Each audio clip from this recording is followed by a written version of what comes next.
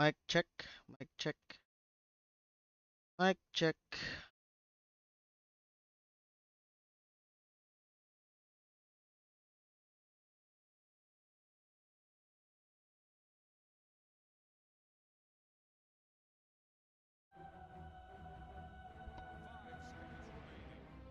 Mic check.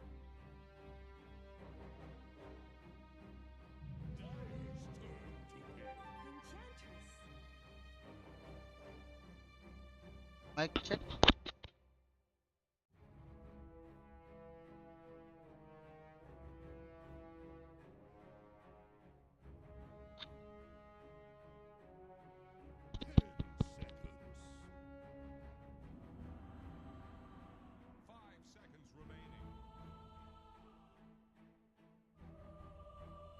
I think we're good.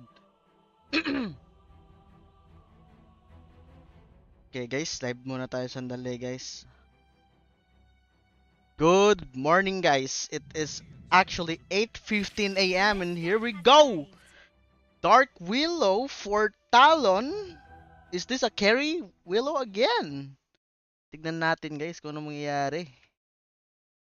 Tignan, we will see what's gonna happen here. It's either the final game for the day or no. Let me check the games right now. What are the remaining games? Oh wow, a Pudge! Wow. Oh, Invoker for Betboom. Wow, Pudge.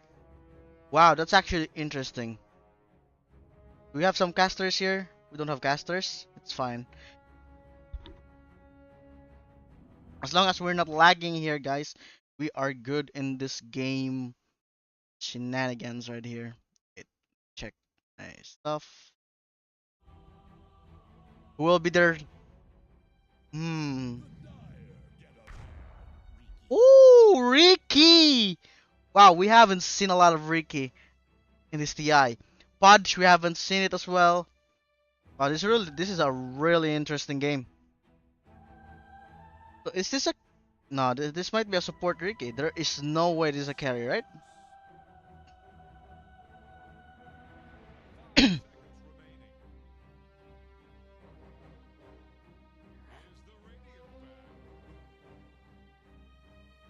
Let me check the games right now.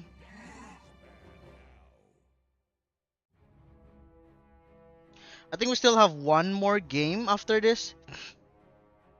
Just be. It's between VP and Entity. Oh, really interesting.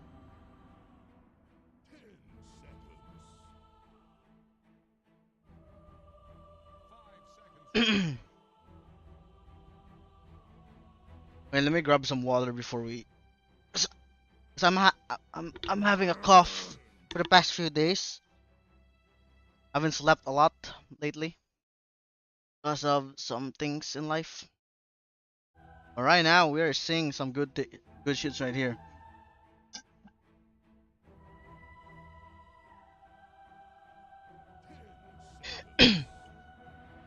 Who will be the last pick for the Talon?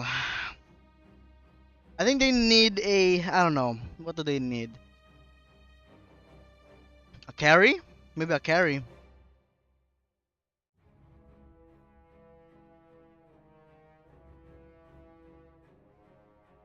Ah. Oh, Marcy. Wow. This is some interesting lineup here for Talon. That's for sure.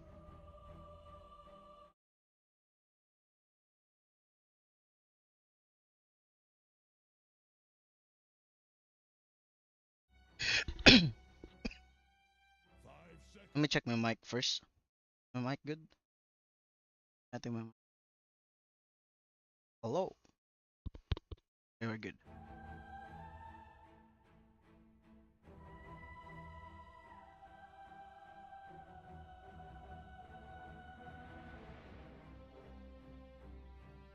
A good hero here. I absolutely don't know.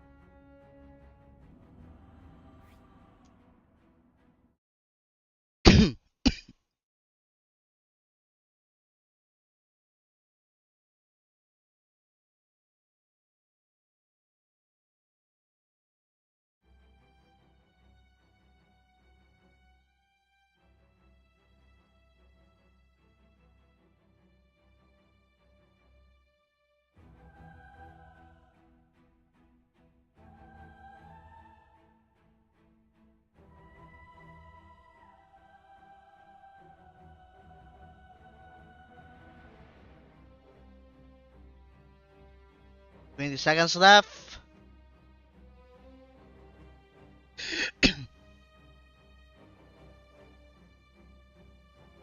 Good hero. Timber. Woo! A wisp! Wow. Wow, this is actually interesting. Wow, an IO. We haven't seen an IO, we haven't seen a Pudge, we haven't seen a Ricky. Too much in this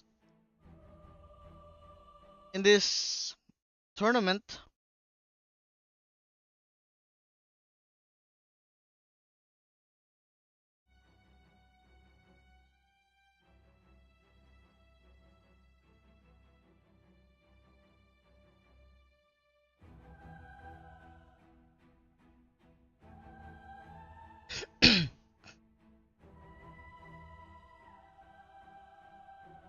But we'll see what's gonna happen here.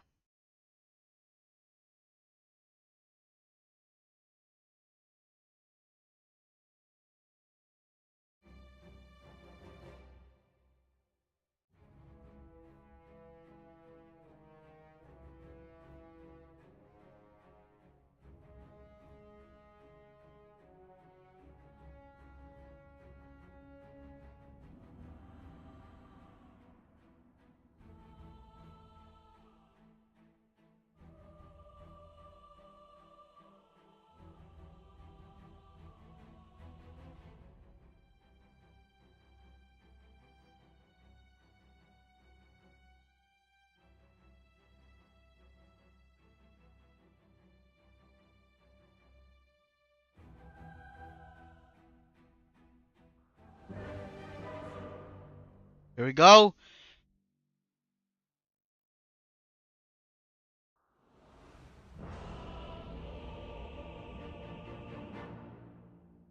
Will Talon advances to the international or not?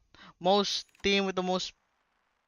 I think it will be maybe Talon. How long will the game be? I think maybe 61 plus. Last player to be killed. Hmm.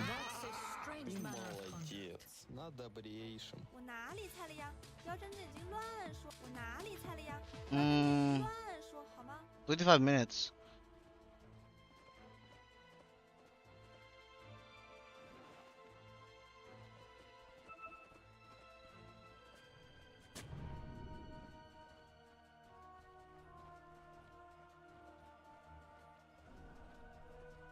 Yeah, it's Carry Willow again. Can we have some expect 30, please?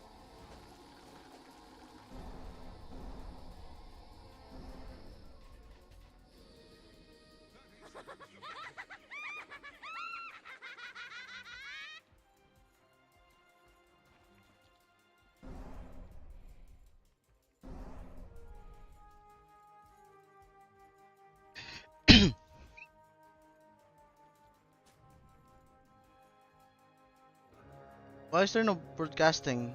There should be broadcasting right here. Okay, there we go.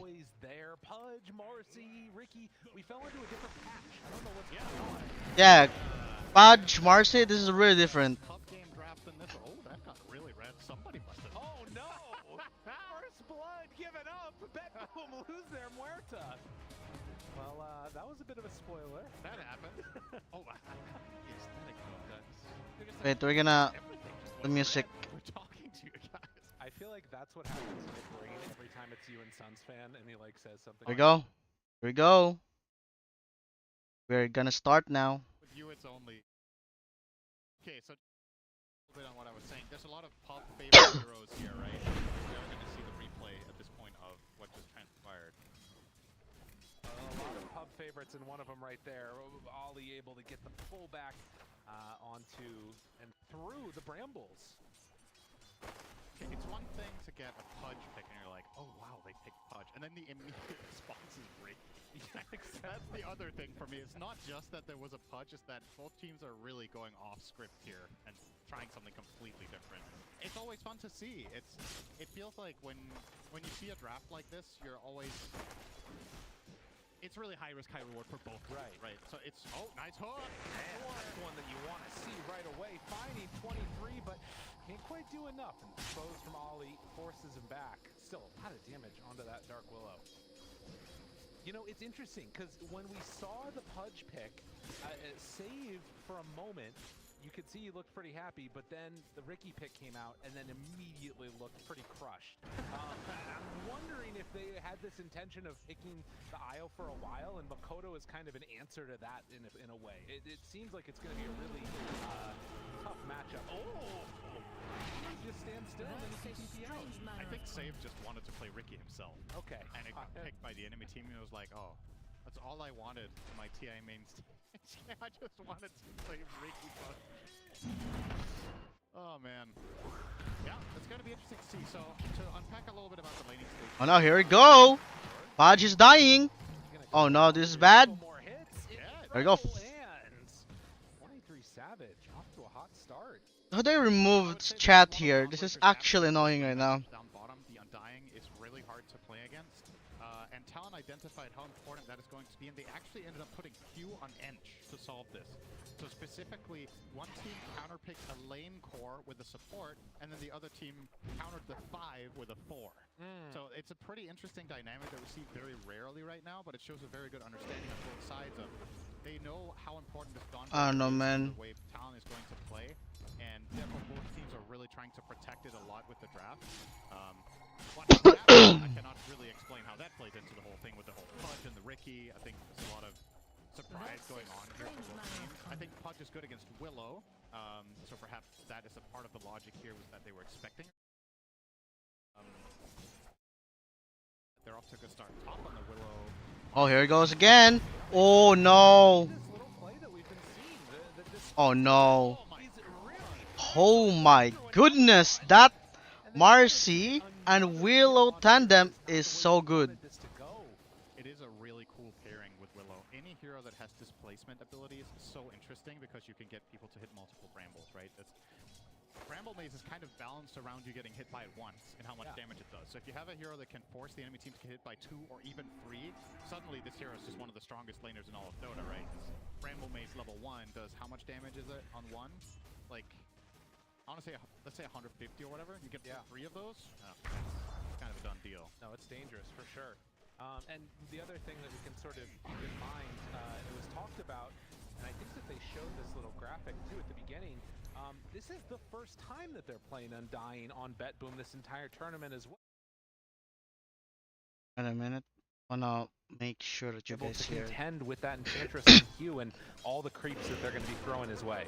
And he's definitely going to feel comfortable with the hero itself. I would say this was probably Toronto Tokyo's single best hero last patch before some of the changes came through.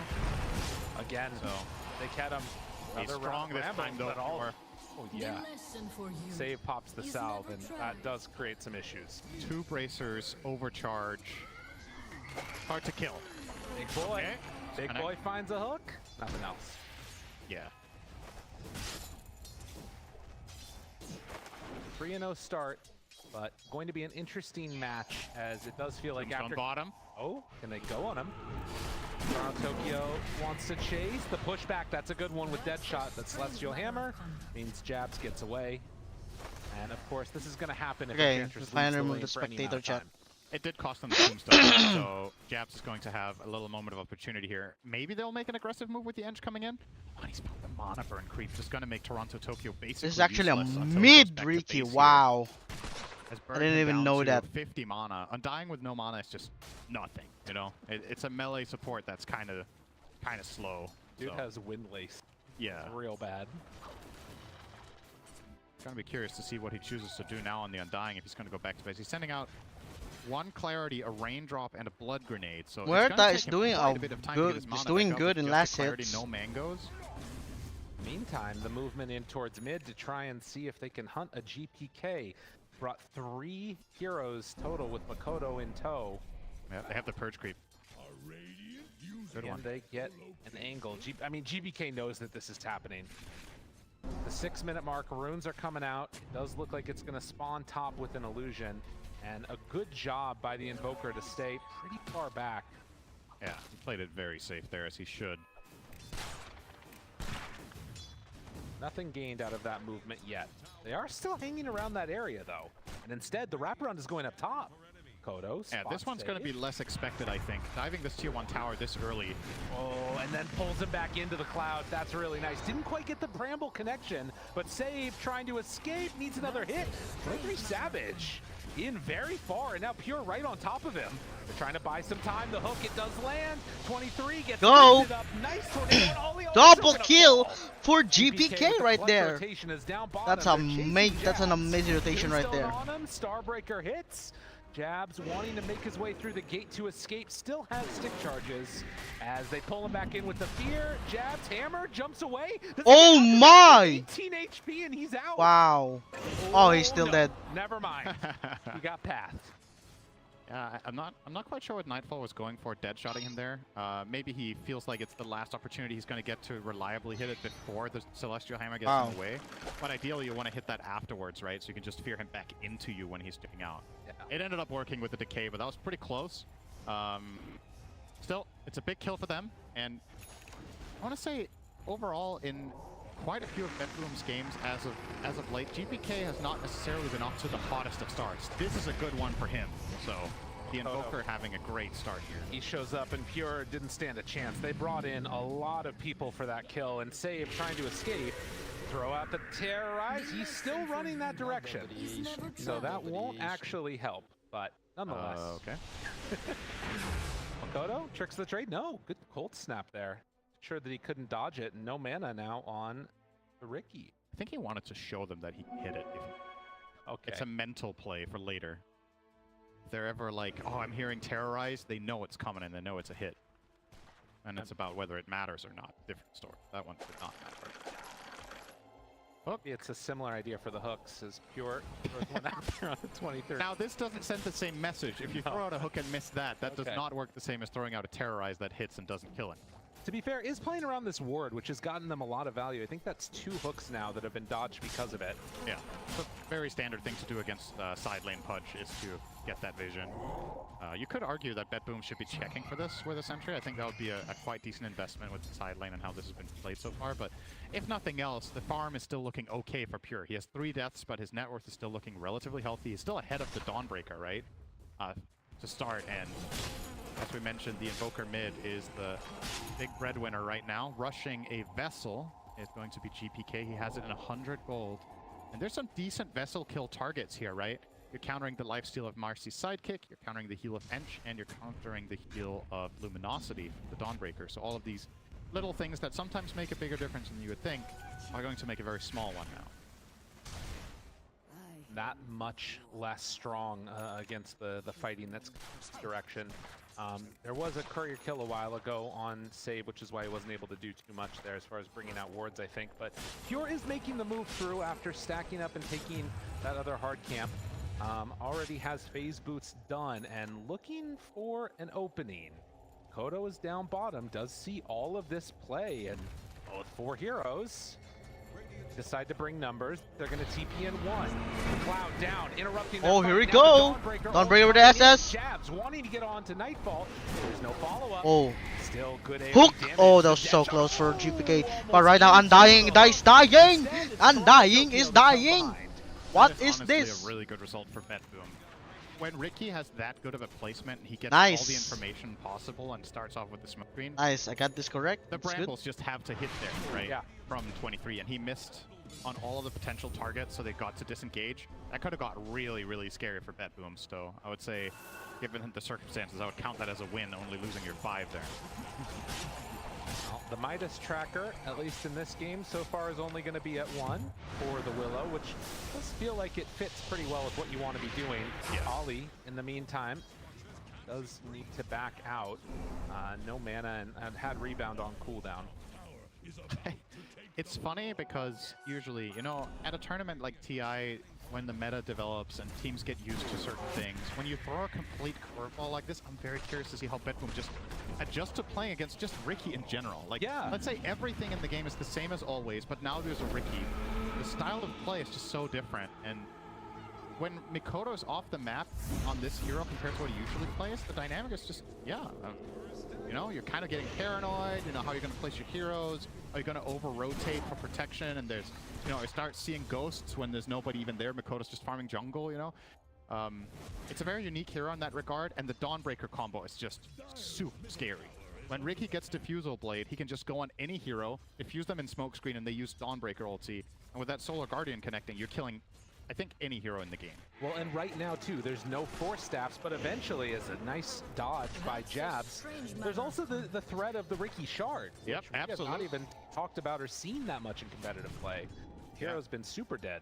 And even if you play this hero as mid, I think Ricky has a tendency to not be that high on net worth because he doesn't have the best way of farming, so he's more likely to receive the shard. Another That is Tokyo very again! Tokyo. Deads again. Got Marseed. There's just something about Marcy's face after she punches you that hard. Like, this hero just absolutely obliterates you. You just look at her, she's just smiling, you know? Like a Tarantino movie. It's like this nice, happy music playing while somebody's getting killed. That's what this reminds me of. It is a little bit horrific. You know?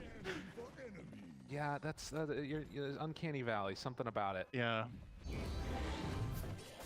And don't judge a book by its cover. To be honest, it's similar from Enchantress. They kind of have it going with both of them. True. Kodo. He's a sack being made. He is in it. This is a precarious spot. He's under a Sentry Ward. But, I mean, this is the problem. How do you kill this guy? He's just sitting here and they can't do anything about it. It's gathering a lot of information. Mid tower will be almost taken out by Enchantress on her own, so... Oh, Bedlam Ricky. I hadn't even thought of that. True. Bedlam is also nice here. I don't know how this works.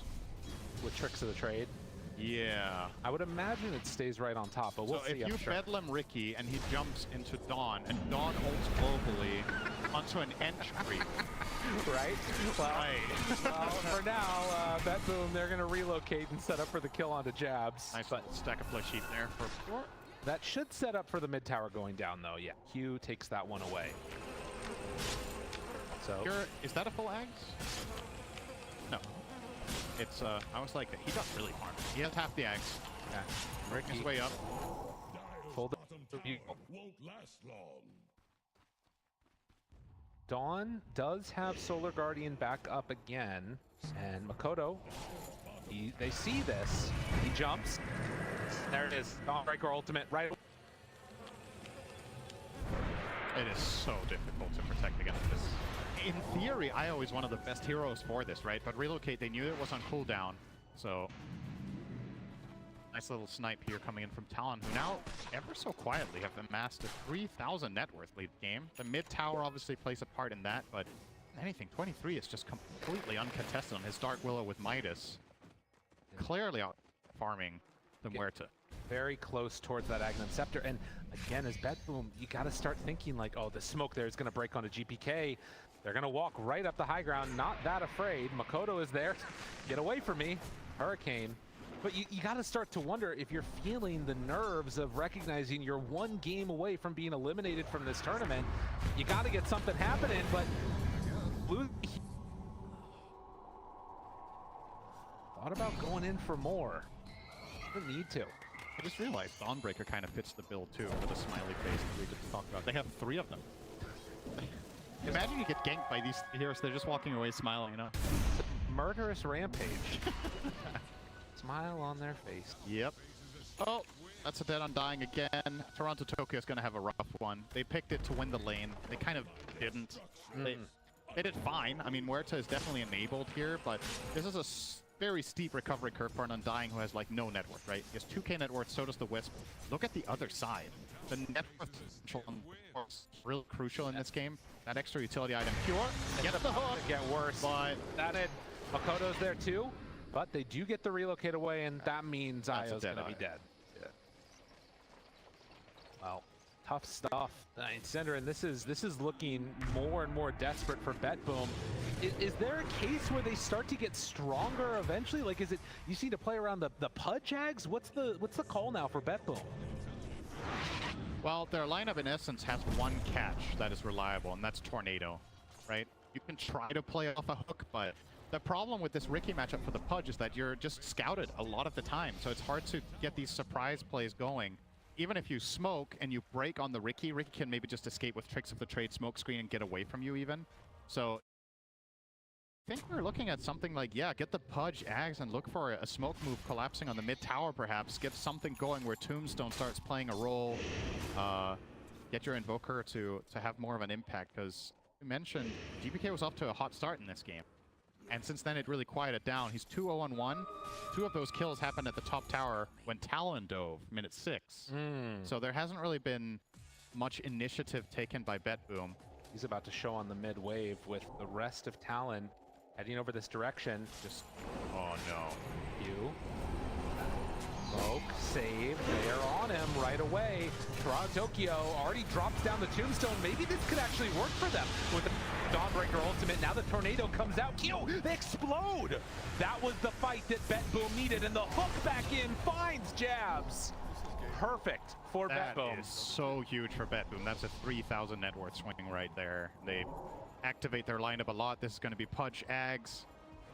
I don't know if Jabs had ulti on cooldown or if he thought they were going to kill the IO without it, but essentially he waited too long.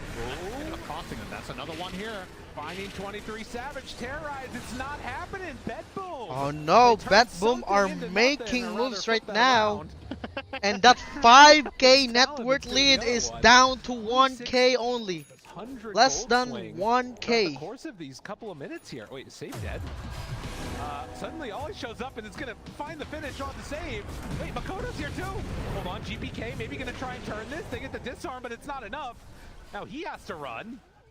Maybe it was something. Oh, Talon right now fighting back as I well. guess it's not really surprising that Pudge versus Ricky is making for a chaotic game. I think that's just a given, you know?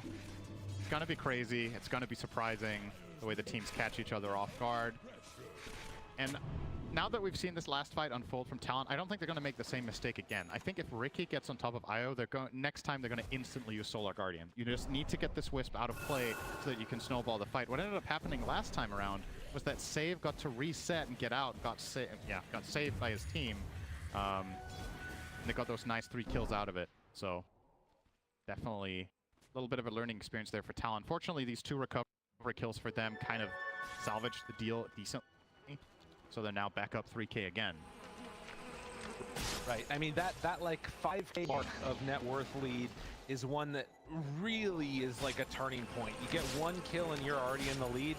Suddenly the game feels out of hand. Now they're kind of still in that back and forth situation and starting to get into some of these defensive items to help against the Ricky.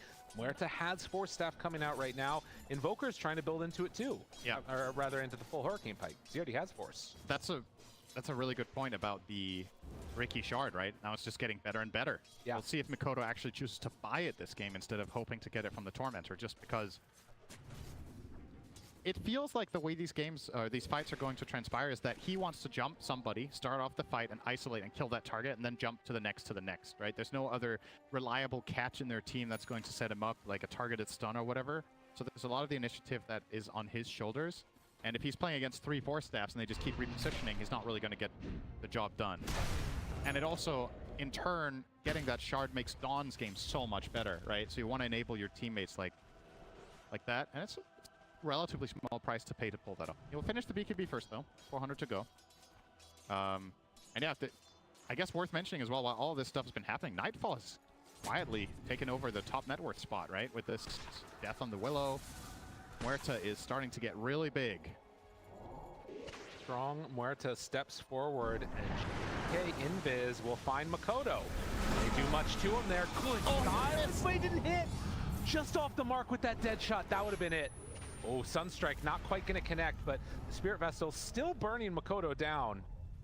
That was so close to a clutch kill. That is 100% a kill with a connected shot, so big escape from Mikoto there getting out. I like the way they set it up with the Tornado into the calling. Placed really nicely so Mikoto had no chance of getting off. Tricks up the trade, but that was the last time in this game that they're going to be able to pull this combo off, because it's going to BKB in 100 goal, and then this play doesn't exist anymore. Up top, finding Jabs, relocate in. Got him there, gets bit. Do they have enough? Terrorize out Jabs! He lives for a moment! Solar Guardian, but the Tornado for the lift up. That's enough for the kill. Makoto plays cleanup. That's 2 dead for the price of 1. GPK able to escape. If you want to, that's something Betboom's lineup doesn't really do particularly well without Muerta being involved. They don't kill quickly. right? No. They don't have any sort of significant burst damage until Invoker maxes out Exort. So if you're killing someone next to a tower, you bet the rotations are going to come in and help out there. So while Jabs does die, he's a very tanky strength hero. It's going to take a while. The numbers just weren't enough. 2 for 1 for them.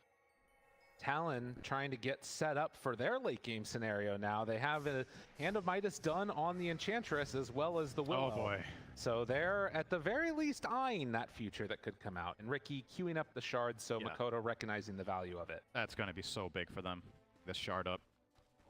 It effectively is... I love that Save is already queuing up the Ghost Scepter. He knows what's going on here. Like, Yeah. that's this type of game. When Ricky gets Nullifier, Io is going to be just terrified the rest of the game. But it's quite a big expense to get that item first, so there will be a nice timing that he feels relatively safe. Makoto hunting for save. They've already dropped the Tombstone down now to secure themselves Aegis. And with Pierce the Veil, this will happen. Here's the Veil of Alacrity. Yeah, there's no way, buddy.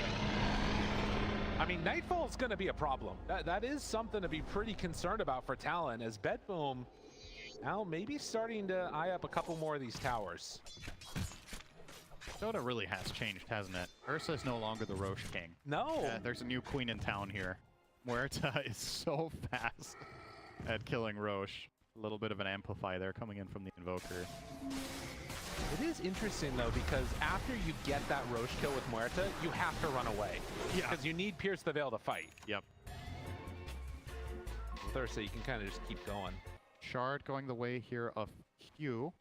A really nice one for him to get for free. Getting that Sproink with Pike is very, very nice. He has so much damage. We've talked a lot about the cores. Look at Edge's net worth. Yeah. What in the world? Dude, He has the same net worth as the mid-invoker almost. Edge is a problem. Q is Q, huge. he was going to start dealing out a lot of damage, all with a smile on her face. Yep. It's actually... It's really important because Ench has such a good matchup against Pudge, right? So you're running this tanky frontline boy that's meant to tank up the whole thing, but your Flesh Heap isn't particularly useful against Enchantress because her individual damage instances are extremely high, so you're not blocking that much. It's way more useful against, say, something like small hits from Dark Willow ulti, for example. Jix doesn't do much damage with the Bedlam, but man, this Enchantress is the hero to watch right now for me this game. Q could come up big, as he has for Talon minigames this tournament. We've had analysts saying his praises, saying that when Talon does well, it's Q playmaking super hard on heroes like the Earth Spirit we saw last game. This is a less characteristic playmaking hero in a way. At the same time, from an early game perspective, it makes a lot of sense that he would love this one. Right. Very dominant, pressuring lanes. Well, and I think for a lot of people, you think about what Sproink is, and people are just like, well, you still run into the same problems with Enchantress. You run out of mana, you can't able to do that much, but not really the case in this one. Well, that's a good way to deal with her, although the Hurricane Pike gets away, and then the Sproink, the jump out, jabs on top of save, hits the stun onto GPK, now 23 Savage from deep, trying to bring down Pure. They relocate him out! Oh, okay. That's a good call, honestly. But Nightfall is now all alone. Okay. They want to chase anymore? No, they're going to get him out. Okay. Yeah, so they have to reload him out. I think the Deafening Blast from GPK there kind of saved the whole situation. If that does not fly in when it does, Ollie would have connected the rebound and they might have just killed them off. But at the very least, they reset the fight, get their Pudge out of trouble, and yeah, Muerta coming in for a bit of an ult doesn't really help when there's no lockdown in play. Everybody just kind of runs away. Still, they stabilize the situation, Betboom do, and probably the reward for this might be a top tier 2 tower. Nightfall really wants to put some pressure here. He still has the Aegis for a while. And it looks like Talon are not particularly holding this. So we'll go their way. Well, and I'm thinking back to what Moon was talking about a little bit during the draft, this matchup that eventually happens of the Dark Willow and the Muerta, and you know, neither hero really being targetable when they're in their abilities. So it's maybe going to come down to some of these other heroes and see how it works. If Pure can actually stay on top of a target and, you know, shut down this Willow, it'll be something to watch for. But they're smoked up as 5. GPK leading the charge, runs right near Jabs. Q all alone. And with the Tornado lift up, Pure there to follow up. Gets the Force Staff away, but more than enough. It's a pretty big kill. A lot of gold for just killing a support. I will say the support with asterisk because he's actually got more net worth than his offlaner. So thinking of the Enchantress as a support is probably wrong in the game. It's a flat out core kill. They also get the tower. So nice little sequence here from Betboom. Top tier 2, bottom tier 1, core kill. See if they can get more out of this Aegis now. 50 seconds left. The wave is coming. No alacrity available though. Invoker is showing mid. TP coming in from 23. Ricky being on the other side of the map makes this a hard fight for Talon. But we'll throw down the brambles and start to do some damage. Force staff gets Nightfall away from trouble. After the calling, still no Ricky, still no Invoker. Kodo's gonna get to work on the nullifier as expected. BK spots him. Now the relocate. BKB, Makoto tries to jump away. Link strike, but still in vision just to the side. Hunt's there. Can they chase him down? Does not look like it as Kodo gets some separation. Oh, save almost got found on the reload back there. They weren't quite in position yet. I think they didn't know where the relocate came from. He's caught there. Now, hammer, jump, BKB, Pure gets out. Toronto Tokyo, tombstone down, it's already dead. Kodo will jump before the EMP comes out. Not a ton of mana, good calling. Silence onto 2. More of this cat and mouse game going on between these two sides. Yeah. Ramble accuracy again leaves a lot to be desired here. I feel like 23 has not exactly been on point with them this game. It's also, you know, you don't have the most obvious setup. You don't have like a clear stun that's just going to make you hit the brambles, but these moments, if they do connect, it's a very different story. So perhaps to be just a little bit closer. It is a bit of a range issue some of the time. Yeah.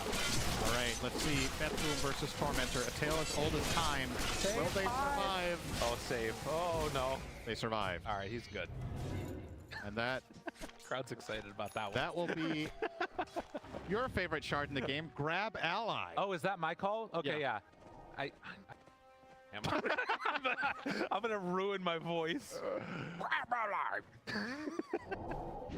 That sounded pretty dumb. So that was a good impersonation. Oh, There you go. no. Very good. 28.5 minutes in. And that nullifier, a little ways away from Makoto. But yeah, in a couple minutes here, we've still got Roche, 1:30 till it's capable of respawning. Holding on to this area, do they want to test Pure? I mean, it really kind of feels like there's not great targets to go on unless you can get that. I feel like Undying doesn't go great now that he can grab himself. For sure. It is definitely a matter of the Ricky item coming out. I think the nullifier is just too crucial here. You don't have to take fights if you don't want to. I think your lineup just becomes so much easier to play in 1500 gold. You're also 1500 away from an Ench BKB, which will also be huge. I will be looking at her as a potential game-winning hero here. Jabs closing in on a Deso as well. There's a lot of damage available very soon for them. On the side of Betboom, you're not getting much more new survivability anytime soon, so the equation, so to speak, is very much favoring them right now with the items that they have just completed, and they will try to make use of that by popping a smoke here. Sending in Pure in front. Breaking. Ollie spots it. Oh, quick fingers on Pure. It is the least valuable hero they could have killed, but they did get her. Get a ward. Nothing like some flesh heap. Stacks is he up at Every kill, 2 strength? only at 8. It adds up. Head on through as Roche. How long is it going to be now? 10 seconds. Jabs. GPK's there again. Another relocate move. Jabs wants to get out, but the hook. Nicely done by Pure. Another very important kill that time. GPK liking what he's seeing. This is their window that you called out. GPK is like, this is not like the pudges I play with in my pub games. This is... I wish I had this pudge on my team every game. Positivity. Yep. Flowing in the pod. Kodo still just looking to AFK farm a bit here. Along with the rest of Talon. Do not want to go into these fights, and they are going to start heading down this direction, though. KB done? You? Yeah, again, their Midases are just slowly but steadily starting to build toward these key items. That's the nullifier. That's a big one. So Mikoto now effectively can just kill Io, and there's no solution except grab ally. Oh, there you go. I think Toronto Wait, can he target it? should be able to. Okay, or he can hop in, but we'll see. Dire are scanning As I'd be very surprised if he can't just save him there. your team, the Warpine Raider, got him. Oh, It's just practicing. he's just standing still. He knows they're over here, and now a smoke coming from Betboom. Big moment. Both teams looking for an angle. Obviously, we've already established which items are and aren't there. The Ench BKB you were talking about, not quite ready. 400 gold away. Could be a big factor in this fight if they find and kill Q. Very well worth targeting the Ench, in my opinion. So, Betboom, they saw that Roche was up. I'm not quite sure if Talon spotted it themselves. Shot goes out. They know they're over there. Ain't it some good vision? Unstrike hits them. Does not know it as there's still smoke. Now smoke breaks. GPK's there. He reveals them. Pure walks up there. The hook, it's going to connect. On to 23. Jabs runs right into the mix of all of them. But then the jump from Ollie. Turns, wants to do what damage they can. Makoto finds one, but it's not on the IO. Nonetheless, they did manage to kill off the Pudge. Dead for a minute. Betboom, what do you have left in the tank? and they even did a pretty good save there. That was a very quick tombstone save onto the Pudge, but they're just destroying the tombstone with the support Marcy ult. Makoto away from the rest of his team. The Dawn it comes down. He's able to Oh, jump away. no! Shot. Nightfall just evaporated one. Now Feared in trouble. Has to back out of there, even disposing to try and get a little bit of extra separation. All right, Nightfall hits hard. 3 Savage gonna get caught by the decay. Low on mana. They get to fit him by backline. Can they kill him off? Yes! They take down the Muerta. Can they get any more? Toronto, Tokyo, they run to 23 Savages in the relocate. Oh, GPK fast, right to it, but nothing left in the tank to break the TP. That is such an unexpected kill for Nightfall, though. It was Ench and Ricky just combining. He was next to his IO and still couldn't be saved. What a fight. It's really well done with the Ench.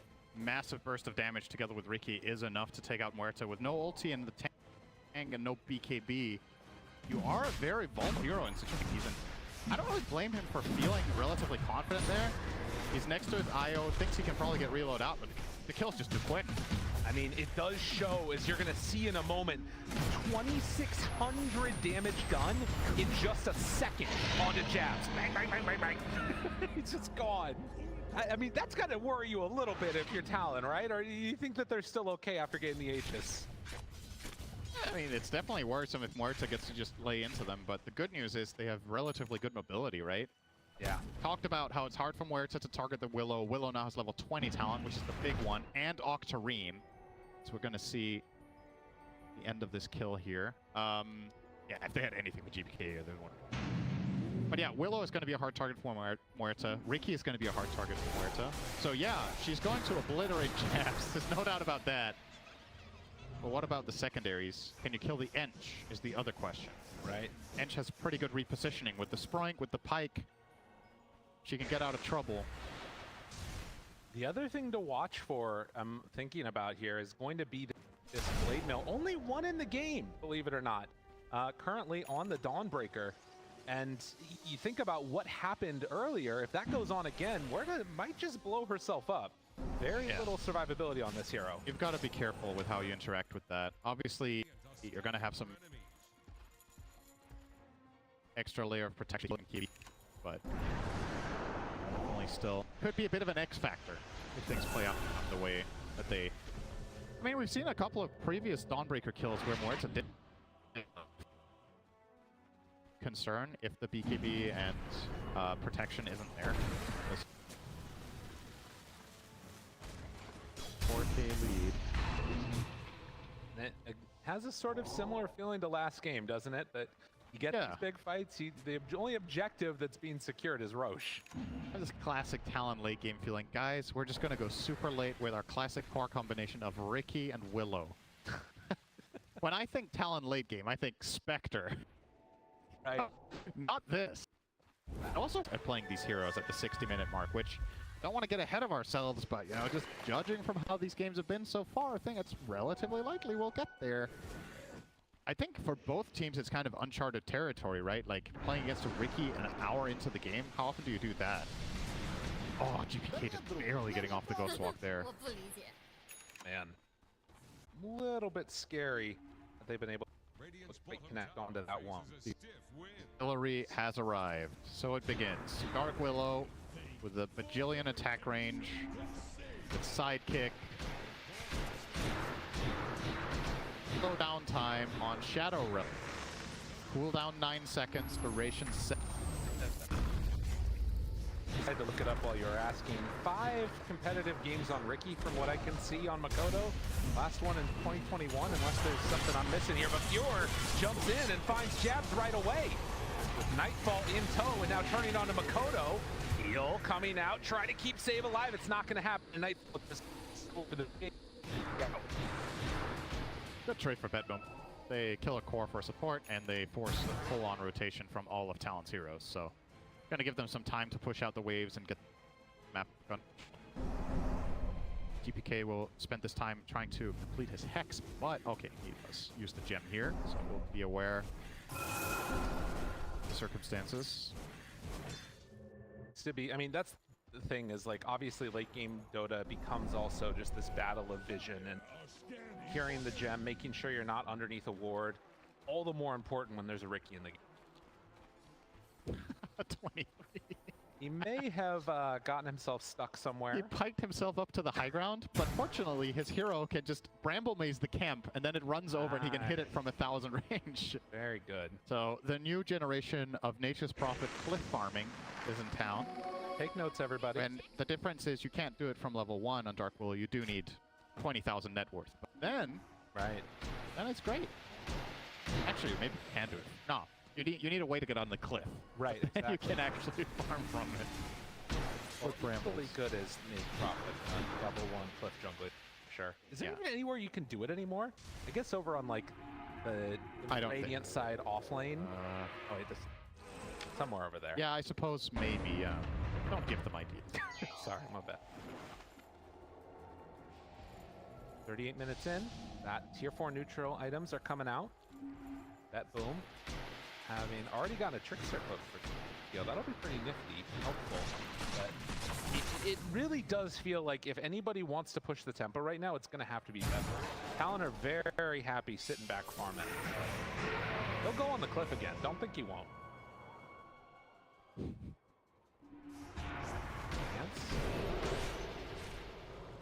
See, still very even in terms of the Dota Plus win probability. Linken's. Huh. He was eyeing up the Deso for a while, changed his build completely, went the defensive route rather than the offensive one. Tired of getting dismembered is what I'm getting at here. But he can still get dismembered because Pure has an E-Blade. So he can break the Linken's anyway when he goes in. No. But I guess when you're already bought the recipe for the Linken's, you're not really going to change your mind. Not even a little. You're committed. Pretty helpful. I mean, I think that, again, anything to make the fights more complicated for Betboom, because there's, you know, 3 different heroes that deal massive amounts of damage really quickly in the Ench, the Willow, and the Ricky. Having somebody that can just kind of stand there and nothing can deal with them, I think that's really helpful for Jabs. Front line. His guard is now completed. I actually wonder if he should buy Heart. I don't even think that's a bad idea here on the Dawn, because, yeah, usually Dawn wants to scale in terms of physical damage output, right, become a real threat late game, but since you have the Ench doing so much damage from the support position, maybe you can just become, like you said, just a full-on frontline tank. Blade Mail Heart, take all that damage. Yeah, it's just not a classic Dawn build. That's the thing. I mean, there's a lot of other heroes, so it's just a no-brainer. Oh, you're playing Primal. Oh, wow, he went Blade Mail Heart. How innovative. But on this hero, it's actually pretty rare because you want to get value out of the Starbreaker. But at the very least with a Heart, it also does give you some damage, right? The strength is still valuable. Well, we'll see. I'm also seeing here, you know, something that you don't often notice is the Undying at 10k net worth. He's already got the Boots of Bearing and the Solar Crest. Yep. I don't know if he's getting there. To be able to accelerate into that much more. Something to watch for. But it literally has just been hanging out mid, you know, farming out the entire side of the map that they're on. there is a refresher that's now completed on Muerta. So a second salvo in these fights cause some issues for Talon if they can get to that moment. Yeah, Nightfall's actually relatively close to being maxed out here, right? There's not that much more he wants to replace. Maybe the treads for a Swift Blink or something like that, but definitely has what he wants to fight. This is still an Together, equal game, guys, heading to the here. same 19 to area where they 14. know Roche could 3K net respawn worth up soon. for the Talon. But right now, Moving Betboom right to are the now position. making Q is moves. going to be the first point of contact. Oh, jump hook. Oh, he Got didn't him. be in time. Wow. Wow. Immediately off guard. 23 Savage is What kind of in an no man's land here, amazing too. The hook tornado's right actually there. Gonna hit him. Makoto looking for a backline to jump at, and BKB, they chase forward, want to find the kill onto him. Oh And my meanwhile, they go for the goodness. Dawnbreaker Oh ultimate. my And god, Makoto Dawnbreaker is himself dying. away. Here we His go. dive is gone. Can they Oh get any no. more? Ollie's starting Enchant. to fall. Marcy is Oh, dying. seen a couple more. Oh, it's dead. Enough. Sunstrike follow-up. Oh, what an SS from Punch from Pure. Everyone's dying for Talon. Trying to find another target, but he's not able to bring down Oh, what an that's a clutch. away. 23 Savage still living through this, goes back into the Shadow Realm, and is actually living through it. Oh my god. In the separation. Willow is still alive. Out of Wow. it. Talon are somehow making this fight work for themselves. As Save is chased, Save is gone. Oh, what? There will be no reload Oh my coming out of goodness. this. What Will they an find amazing any save more? It doesn't right quite there look from like it. Talon. How did that go so well for Talon? Well, Well, that as was soon as so Pierce the amazing. Veil is down, I don't know if they have the burst damage to kill this Willow in the 2-second windows that they're getting. Yeah. Which it isn't even anymore because he got Spell Prism. So he is in Shadow Realm 90% of the fight. Shadow Realm is 7 seconds duration and 7.9 second cooldown. So the moments of opportunity are just so small. You're going to see it here, right? So just notice how little time they have. Yeah, it's Okay. And I mean, I do kind of wonder, like, what's the job here of, does Pure just need to jump onto her and just sort of stay on target? Because it feels like there needs to be some way to sort of force 23 Man, this Savage Dark into a weird Willow position. And I mean, shit I needs to know, it's stop, true. man. It needs to It's get tough, nerfed. though. Man, somehow Fuck got Willow, man. Shadow Realm Willow off is well so dismembered freaking here, right? good right now in this That match. happened at the exact same time. I've never seen that before. Crazy. Crazy scenes. As Roche will be claimed. Now, who do you give the axe to? Makoto is a candidate here. He will Right not now, get it. They will Talon put it right on now is gas. sensing their that momentum will right be now. The Are improved they Solar Guardian going that gives To evasion. the next round or not? And that Betboom is right a now trying to tie the Pretty series. strong axe in this game, right? It's a lot of just that additional duration. First of all, there's a couple of things happening when you have this. You give the targets in the ring 60% evasion for the entirety of the time you're flying. You get to fly for 3.5 seconds extra, and you can stop it whenever you want. So if you ever need a BKB piercing stun on demand, there it is. And if you ever need to save cores or supports against right clicks, there it is. So that's a bit of a problem for Betboom that they're going to have to deal with now. Ricky almost finishing off the disperser here. And do we have anything big coming on the side of Betboom? Invoker will finish Octarine Core, so that's obviously a good one. Refresher is being built by Pure. Yeah, I honestly think you're right. I think Pure's primary job in the game right now is to just sit in front of Muerta all fight. It is so hard though, like you're saying. Like how do you even get there? I mean, to actually find 23 Savage. Because if they don't get on him, I mean, we've seen what will happen. Even when Q died at the start of that fight, it felt like it should have been a solid one. It just did not work out. Well, he might run into some people here. They have the vision. Spot him. Do you want to go on the Pudge right to nice start? reaction. Good reactions to get away.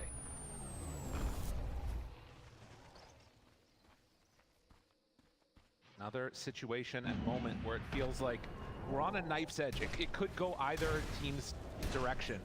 Dota Plus, very little separating these two teams at 45 minutes, and oftentimes what can end up making the difference is just one fight. Of course, the buyback status that comes out after.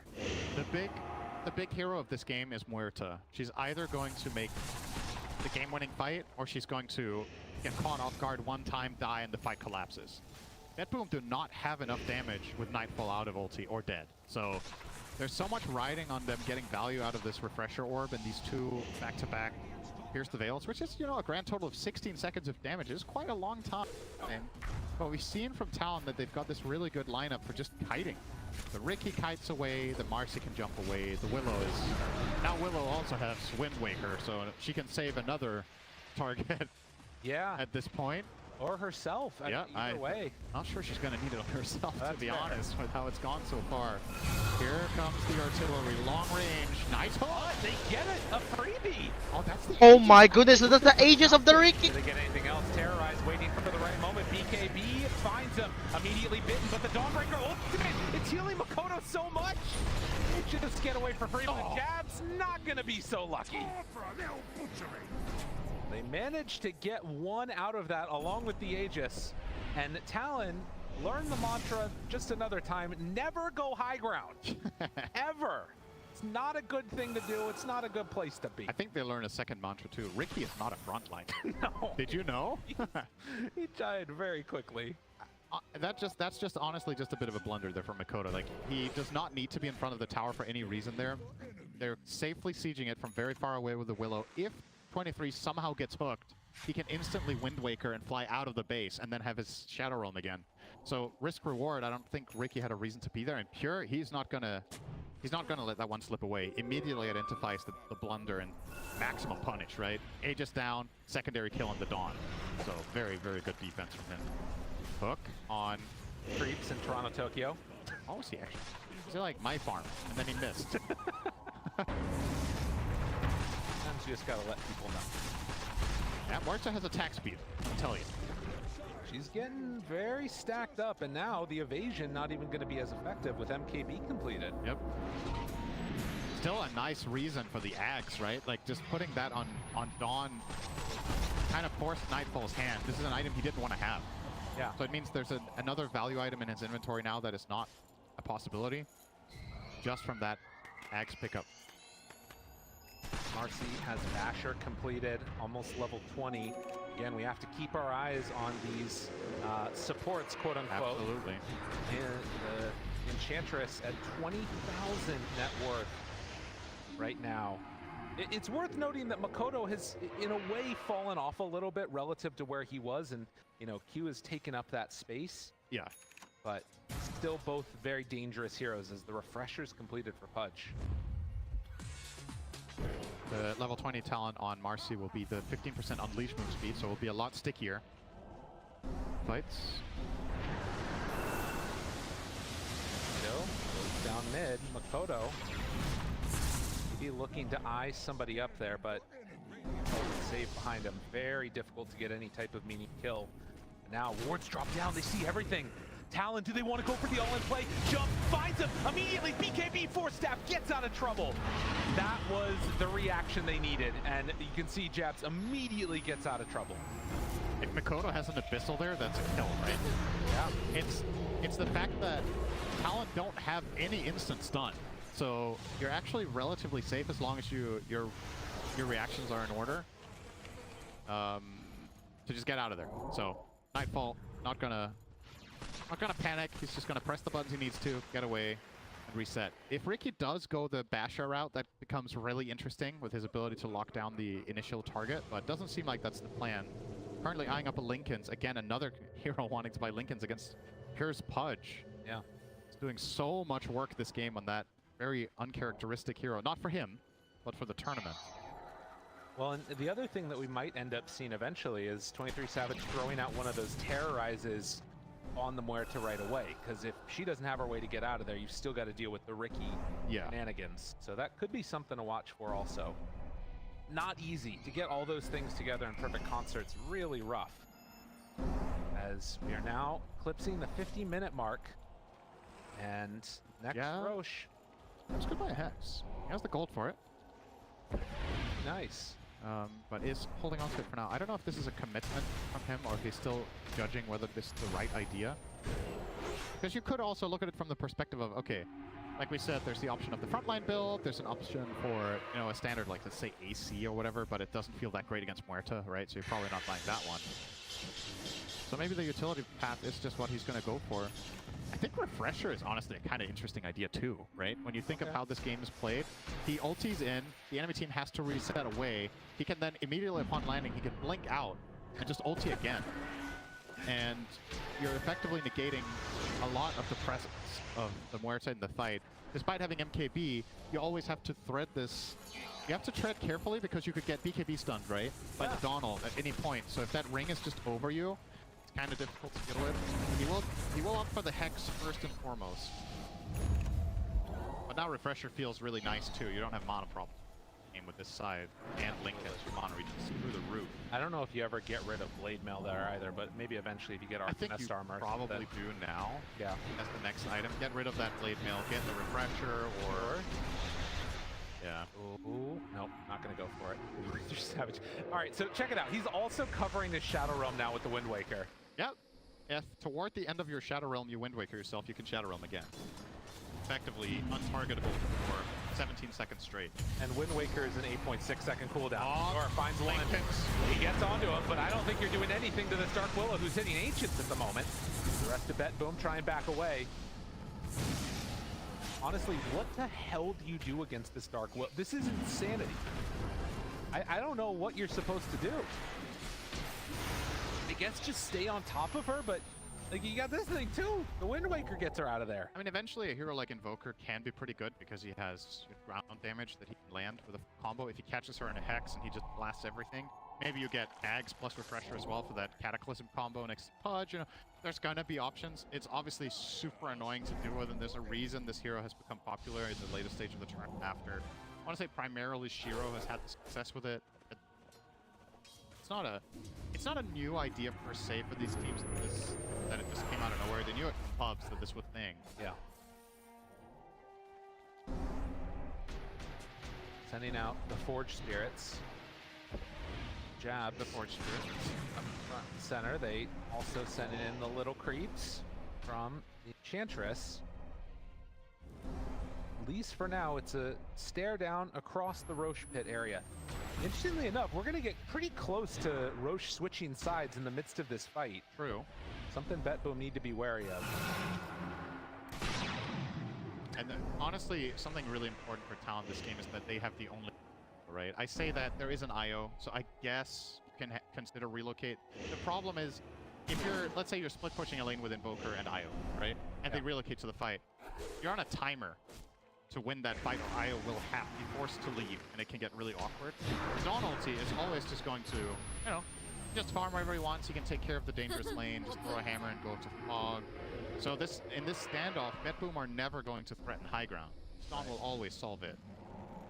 You don't have to worry about that aspect. That's on and Shot pushes out. You know, in all of the craziness that we've been seeing, this is still no Aghanim Scepter on GPK. He's been waiting the entire time to try and get it from Roche. Queued up the Refresher. Steps forward, Bedlam out. They run into anybody. Pure is in an interesting position right there. Here we go. The Roshan fight is near 54-minute mark right here. They're anticipating that it's going to be up on the top side. It's actually going to spawn here early. If Betboom realize this, they can take Roche very quickly with Muerta. They might actually kill it. But no, instead they're going top. Okay, they're trying to preempt it. In position. Oh no! Here we go, guys! Sentry range. He's right there. They see him. Ooh, just a little difference away from there. Quite gonna fall into range. Betboom with a clear positional advantage here, though. Getting through the cage gives them the high ground. Makoto, they got him! Disarm! You got him! Oh my god, there we go! Oh, dead! Io is dead! Dawnbreaker is dead! Here we go! SS from Dawnbreaker, Riki is right there! Refresher right there, who? Refresher for Nightfall. That's the buyback and the run into the fight. Oh, missed the hook. That would have been a nice one to get. And that Dark Willow is still... That Willow is so annoying right now. What are they gonna do about the Willow? And BKB ready. Toronto Tokyo gets hit. Bill backs away. He's rooted. Oh no! Rooted! Oh my goodness! Willow is... The buyback. Willow just destroyed Murta right there. Murta is dead. Buybacks Murta. IO Murta. IO and Murta are dead, but they have walked back right there. To the outpost. It's a long outpost TP though. Toronto Tokyo. Oh my goodness. He couldn't grab his Oh ally. no. And the Roshan is up right now. Man. Oh jeez. What Yeah, are you they're even never going gonna to do that? Absolutely. What They are you don't even have gonna the do positional against that advantage Willow? anymore. They don't have There's much nothing that you buyback can do against the at Willow. the end of the game. They will give Talon an advantage here. Refresher Shard now. Do you put it on the Dawn or do you put it on the Ricky? Question. Ricky having his items twice over is really powerful here. It's like they're playing on jabs. I just think back to what could have been in that moment. Again, obviously, no way to know. But if Betboom had been in the Roche pit, they could have taken that Roshan time. Yeah. But it's understandable, right? You just Of course. from strictly from an odds perspective, right? Even if they go on the Roche there, they don't know for a fact that Talon have left. So Yeah. it's like it's a 20-second window. You could have gone in Muerta ulted and killed it, but in case you do get jumped in there when Muerta's ulting, it's really bad news. So just such a difficult decision to make just off the nature of the clock. Like if that was 20 seconds longer, Yeah. that would have been so easy for Betboom to make the right call. Here couldn't quite catch Q. I mean, the ironic thing is that, you know, it's Talon stepping up high ground again. Do they really want to push or do they want to wait for their 60-minute items? They're going to start to hit, but it's not easy going high ground against this. And yeah, the Wind Waker away. The first tier 3 tower taken in the game. 57.5 minutes. Building damage, fairly sparse. They're just efficient. Yeah. Knocks away, Tornado.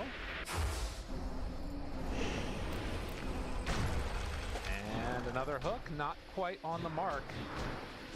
Again, it feels like they should be around here to push, but it really is not easy to push at all. Nope. In the rain tracks from very far. Almost got it there. Wind Waker to walk away, and now Oh, they what a find hook from Toronto. Pacha and 3K is still alive. Dawnbreaker right there with the SS. Dawnbreaker is dead. Oh, he's live. Dark Willow with the SS. Oh my goodness, this game is insane. Hard to hit in the midst of all of this. The hook, it's not going to connect. Yeah, the tombstone isn't going to help either. No. When you put down the tombstone, you effectively make Pure's job a lot harder. They defend though. They forced out. So what did they get out of that? A cheese and an Aeon Disc proc. Okay. Wow. Yeah, right. Well, the cheese. And they stall.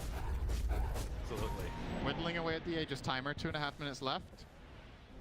Talon will technically have a little moment of opportunity here with their Midases, where they can immediately Midas 2 tier 5 neutral items and then push high ground while still having Aegis for a minute 20. If they do want to try to get that little advantage there, those items, it is a possibility. Oh no. And they use the cheese. They can't make the block of cheese now. Oh, I know. I hear you, crowd. Not happy about that one. Yeah, they actually have enough Lotuses almost. You're right. No. They're kind of close. Well, there might be another Roche, you know. Chance. Yor pulls in one. Oh, here we go. Tornado, Willow, right, but Wind Waker away. but still, I see Willow how has a this is going. Wind Waker right there. And yeah, now he Oh just my throws out goodness. some more in the Shadow Realm. Even when you get him, you didn't really get him. So somehow you have to time the hook with Shadow Realm wearing out, and you can get the Dismember after you break the Lincolns as he's flying through. Did I get that right? I love rocket science. My favorite subject. 60 minutes come out. See what Talon managed to claim for themselves. Yep, let's go. All right, already a stacked Ancient Camp for Jab, so should get at least one item here unless he's very unlucky.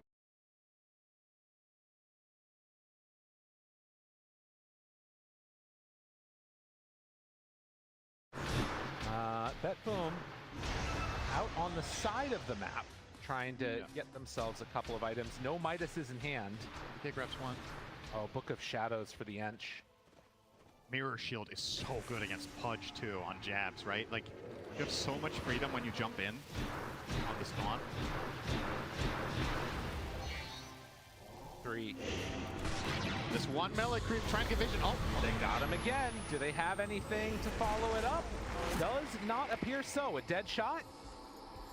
Still sitting with the Lincolns right on top. Maybe go for the easier target. Q is there. Good jump if they want. Hook not nearly where they needed it to be. Now the tornado, but then another walk away, and now they step forward. The Hex connects Makoto. They back out. Pure low, Pure in trouble, dead. Does have buyback. They're gonna find anything else. Nightfall starts spraying. he popped his ult and BKB there, so that's one down. Has to swap out the Mjolnir and get Refresher ready. Still just cannot touch 23 Savage. They do not have an angle on this guy. Playing it so safe and still sitting pretty with everything. 4 staffs forward. Again, Wind Waker pulls him back, and now the tornado. They are not buying back on Pudge though, so there's no chance for a kill. Dealing some more damage. The Hex is there. They bring him down low. Toronto Tokyo in the grave. Talon, they've gotten to what feels like an unbeatable point now. There's still 50 seconds left on this Pudge. He buys back at this point. GPK, there's the tornado lift up. Toronto Tokyo wants to find him with the Wind Waker, the walk away. He's back in the Shadow Realm. There's no point to hit this guy. The hook not going to connect. And Talon just sitting pretty right outside the base saying, come hit me, I dare ya. As he managed to find this hook. Tokyo right in front of him. No, the Wind Waker away. The hook not going to connect. It just doesn't seem fair. It's like Pudge Wars. That one team has every item, and the other one has one Pudge. I mean, It's not... Yeah, it's tough, man. Like, I'm just sitting here in silence waiting for them to somehow connect something, but it's borderline impossible. Now they find Toronto Tokyo. It doesn't seem like they even care. The Hex was there, but they buy another Lincolns in a second. He's out. I mean, this is definitely some disgusting stuff you're going to see in your pubs. And it feels like the only thing that's going to be a limiting factor is 23 himself. Like him messing up and somehow getting caught. Yeah, but he is just... Think of how crazy of a safety net he has, right? Yeah. He has Wind Waker, Pike, Lincoln's, BKB, and Dawn ulti with Ags. Like, what more can you possibly want for a safe siege except an Aegis? Tornado. They hexed him, but he got Worm off. Okay, and now he runs away. It's Ex Machina for the Pudge, so they managed to get a couple of items while this is going on. Jabs jumps forward, finds it. Toronto Tokyo in trouble, ends up being brought down. That's buyback. Looking for something, anything. Can they connect onto him? Jabs again gets saved by no! Oh no, Willow is dead! Willow is dead! Oh my god, Willow by bot back! But right now... If he dies again, that could be it. Jabs, Oh my god! Let's go! Oh my goodness, that was so good. Double kill for Nightfall. Oh my goodness. Willow just bought back. Willow just bought back. If he dies, this is going to be a really bad situation for Talon. And there we go, Dawnbreaker bought back. Oh my. This is quite aggressive. Yeah. This is actually a very aggressive play for Talon right here. I mean, again, an interesting decision. Muerta, most of Betboom has still has Aegis. Oh, there we go! A hook! They need to get back. They need to go back. Oh, here we go. Nightfall with the SS. He has SS. Let me tell you that. Oh my god, they're dying! Look at the damage from Nightfall! Dark Willow is still alive, but Dawnbreaker has no buyback right here. Oh no, Ricky's dying! Oh my god, double kill for Nightfall! Oh my goodness! They need to get back right now. Ricky Maru right there. Oh no, if Dark Willow, if he dies right here, if 23 Savage dies here, this is going to be a really bad situation for Talon. Dawnbreaker has no buyback. Betboom has buybacks right here. You don't lose anything critical in terms Dawn, of Ricky, and Willow has no buybacks right now. Window now open for Betboom. The question Betboom has still buybacks. So right now Betboom has the upper hand right here. To find these kills, Oh my goodness. How do you do it when you go out on the map? Wow, this is actually a really interesting game. Wow. Right? Oh yeah. Wow, it seems like Talon is actually all un- three cores of it's the enemy actually team have expended their buybacks. what you so call finding this any under of them is control enormous, but of the that's whole the keyword game. here is finding them, right? But after it's that, so difficult to get it set up. But should Betboom somehow manage, they might just be saving this from about, I think it was about 20,000 net worth disadvantage just a moment ago. wow! Down to 6. Right now, I mean, Betboom that are is the thing, hunting right? them Like, now. expended They know. so much They know though they don't on the have side of buybacks. Talon, and what did they get for a ranged Rax? Yeah. I mean, it really was not what they needed. Another key item that gets picked up at this point, 23 has finished the Revenant's Brooch, so a way to connect onto Nightfall and try and bring him down. But it's like what you said, if you manage to find one of these heroes, it could be an issue. If Talon ever get a little bit too separated, oh wait, Roche? Nightfall goes for it, okay. This is just a clean. There's no way you get here. It's actually just insane. Oh man. So they managed to claim it. There is a refresher shard still in, which Toronto Tokyo is going to pick up now. And that buyback status that you're talking about, there's a large window here. Let's see what Betboom can do. Talon. They have to solve their waves. Their bottom Wrapping. wave is way too big. It's actually going to take the lane of barracks if they don't get there. Everybody runs out from Betboom. Somehow we got another one. Who would have thunk it? Nah, this one isn't the 8-minute game, Gabe. This is a 78-minute. You think so? It might be longer, actually. It's going to be difficult for Talon to end, right? Because they spent these buybacks, and now they're against a Roche advantage. Right. So you're probably just chilling, right? I don't think... They don't have much interest in going aggressive, and if Betboom try to push, good luck, you know?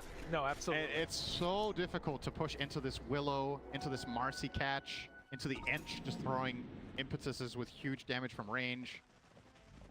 The smoke screen that you can't save people in, like... You know, I'm going to be honest. I'm like, you know, anticipating that Talon are going to come away with this. You see the craziness from the Dark Will and all that. But I just went through the realization that if Betboom win, we might have another game like this that happens afterwards. Yep. I don't know if, Definitely not out of the question. Well, they're up on the high ground. Okay, give me your best take. How do Okay. you push? How do you push? Yeah. How do you get to place all 5 Betboom heroes perfectly? Let's say they can go wherever they want. How are you Okay. going to place them? Nightfall up front and center, Okay. which is tough because Pudge has the Aegis, because he doesn't have buyback. You have Undying right behind him. Willow is tagged onto him there, and then you get the double hit because Willow's 25. But no! Instead, just step up, and that's already a tier 3 tower gone. Wait a minute now, the hook, the connection, Q, he's in trouble! Oh, Betboom, have you actually done it? There's a buyback. This is one of the 2 heroes that still have one. That went way better than I expected on the first high ground. That's quite inspiring, honestly, for Betboom to see this happening. Okay! Nightfall, get out of there, but the cheese, the save come out from the IO, Pure, he's in no man's land. One more damage there, look at the Desolator, the hit's coming in from the IO. Oh my goodness! Oh my goodness! Oh pure! Oh there you go! Oh my goodness! What the freak is happening right now?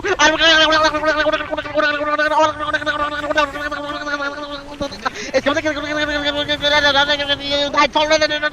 here we go, pure! Oh my goodness, that Nightfall! Oh my goodness, and they no buyback!